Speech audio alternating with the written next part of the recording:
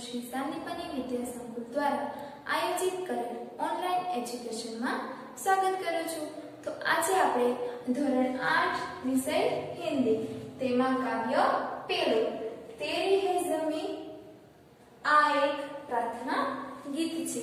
तो आपणे आना विषय आज भणीशुं। तो चालो भणीए।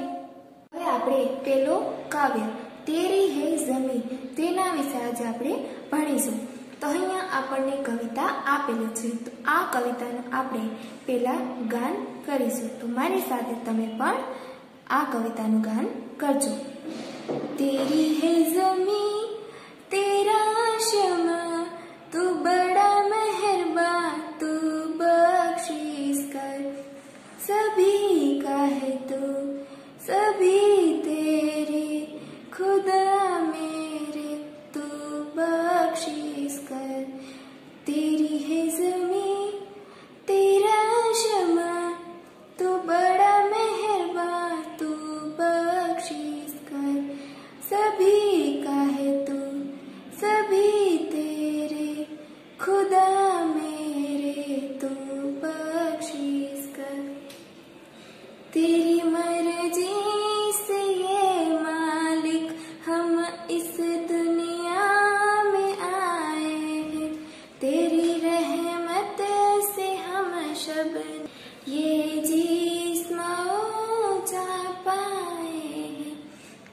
तेरी मर्जी से ये मालिक हम इस दुनिया में आए हैं तेरी रहमत से हम सब ने ये जिस्म ऊंचा पाए हैं।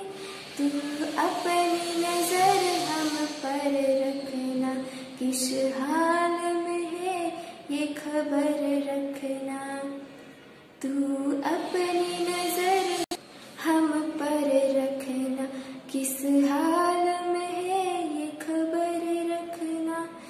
तेरी है ज़मीं तेरा आसमां तू बड़ा मेहरबान तू बख्शिश कर सभी का है तू सभी तेरे खुदा मेरे तू बख्शिश कर।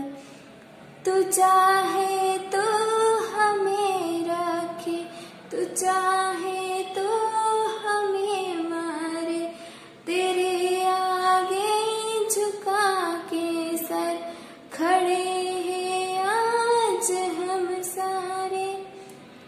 तू चाहे तो हमें रखे तू चाहे तो हमें मारे तेरे आगे झुका के सर खड़े हैं आज हम सारे। ओ सबसे बड़ी ताकत वाले तू चाहे तो हर आफत टाल। ओ सबसे बड़ी ताकत वाले तू चाहे तो हर आफत टाल। तेरी है ज़मीं तेरा आसमां तू बड़ा मेहरबान तू बख्शिश कर सभी का है तू सभी तेरे खुदा मेरे तू बख्शिश कर। अहींया आपणुं आ कविता गान पूरुं थाय छे। तो हवे आपणे आ कवितानुं भावार्थ जोईए। तेरी है ज़मीं तेरा आसमां तू बड़ा मेहरबान तू बख्शिश कर। हे ईश्वर आ आखी धरती तमारी छे अने आ आकाश पण तमारुं छे। तमे खूब दयाळु छो। तमे अमारा अपराधों माटे अमने क्षमा करजो। खुदा मेरे सभी का है तू सभी तेरे खुदा मेरे तू बख्शिश कर। तमे बधाना छो ने बधा तमारा छे। हे ईश्वर तमे अमने क्षमा करजो।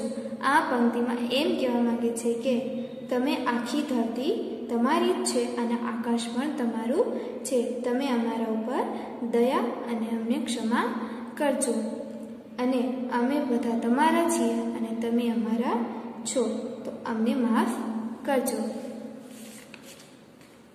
तेरी मर्जी से ये मालिक हम इस दुनिया में आए हैं, तेरी रहमत से हम सबने ये जिस्म ऊंचा पाए हैं. आ पंक्ति में एम कहेवा मांगे छे, हे दुनियाना मालिक, तमारी इच्छाथी ज अमे दुनिया में अमारो जन्म थयो छे. तमारी कृपाथी ज अमने शरीर अने प्राण मळ्या छे. अमारा अपराध ए तमे कृपा दृष्टि रखजो. तू अपनी नजर हम पर रखना, किस हाल में है ये सब खबर रखना. तमे अमारा पर तमारी कृपा दृष्टि राखजो अने अमे तमे कई स्थिति में छीए तेनी सदा खबर राखजो. तू चाहे तो हमें रखे, तू चाहे तो हमें मारे, तेरे आगे झुका के सर खड़े हैं आज हम सारे. आ पंक्ति में एम कहेवा मांगे छे कि हे ईश्वर, तमे इच्छो तो अमने जीवता राखो अने तमे चाहो तो अमने मारी नाखो. आजे अमे सौ तमारी आगळ माथुं नमावीने ऊभा छीए अने अमे तमारा शरणमां आव्या छीए. हवे आपणे आगळनी पंक्ति जोईए. ओ सबसे बड़ी ताकत वाले, तू चाहे तो हर आफत टाले. आ पंक्ति में कवि एम कहे छे के हे सर्वशक्तिमान, तमे इच्छो तो अमारी उपर आवेली दरेक आफत दूर थई सके छे. अहींया आपणी आ काव्य पंक्तिनुं भावार्थ पूरुं थाय छे. तो आपणे काव्यनुं गान अने भावार्थ शीखी गया. तो हवे आपणे आ कवितानो शब्दार्थ જોઈએ. શબ્દાર્થ બક્ષિસ એટલે કે ભેટ, ઉપહાર અને ક્ષમા કરનાર. અહીંયા આપણો તોહફા એટલે કે ગિફ્ટ અને માફી દેવાનું કહેવામાં આવે છે. માલિક, સ્વામી અને ઈશ્વર. અહીંયા માલિકનો સંદર્ભ એ ભગવાનના સ્વરૂપના લેવામાં આવે છે. રહેમત એટલે કે કૃપા. આફત, મુશ્કેલ, સંકટ. આફતનો સમાનાર્થી મુશ્કેલ અને સંકટ થાય છે. મહેરબાન, કૃપાલુ, દયાળુ એટલે કે તમે અમારા પર દયાળુ થાવ. જીસ્મ, શરીર. જાન, પ્રાણ. પ્રાણ એટલે કે જીવ. હવે આપણે અભ્યાસના પ્રશ્નો જોશું. આપણે પહેલો પ્રશ્ન જોઈએ. यह प्रार्थना छात्रों को टेप रिकॉर्डर या मोबाइल के जरिए सुनाइए और इसका समूह गान करवाया. આપણે આગળ સમૂહ ગાન કર્યું. હવે આપણે બીજો પ્રશ્ન જોઈએ. निम्नलिखित प्रश्नों के उत्तर दीजिए. प्रश्न नंबर 1, आपके मत से सृष्टि में सर्वोपरि कौन है, क्यों? मेरे मत से सृष्टि में ईश्वर ही सर्वोपरि है, क्योंकि वह सर्वशक्तिमान है. वह जिसे बचाना चाहे उसे कोई मार नहीं सकता और वह जिसे मार चाहे उसे कोई बचा नहीं सकता. आ प्रश्नનો જવાબ આપણને મળી ગયો. હવે આપણે બીજો પ્રશ્ન જોઈએ. आप भगवान से क्या प्रार्थना करते हैं? भगवान से यह प्रार्थना करते हैं कि वे लोगों पर अपनी कृपा दृष्टि बनाए रखें और किस हालत में है ये इसकी वे हमेशा खबर लेते रहे. હવે આપણે ત્રીજો પ્રશ્ન જોઈએ. आप ईश्वर से प्रार्थना की समय करते हैं, क्यों? मैं सुबह उठती हूँ तब और रात को सोने के समय ईश्वर की प्रार्थना करती हूँ. यह समय ही मुझे प्रार्थना के लिए अनुकूल लगता है. તમે જે સમયે પ્રાર્થના કરતા હશો તે સમય તમારે આ પ્રશ્નના જવાબમાં લખવાનું રહેશે. प्रश्न नंबर 4, भिन्न भिन्न धर्म के लोग प्रार्थना करने के लिए कहाँ कहाँ जाते हैं? तो प्रत्येक धर्म के लोग अपने अपने पूजा स्थानों में प्रार्थना करने के लिए जाते हैं।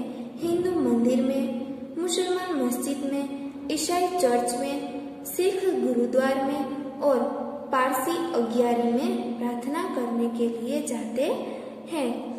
આપણે પ્રશ્નના જવાબ સમજ્યા। હવે આપણે પ્રશ્ન નંબર 3, निम्नलिखित शब्दों को शब्दकोश क्रम के अनुसार लिखिए। હવે આપણે આ શબ્દો આપેલા છે તેને ક્રમમાં ગોઠવીએ।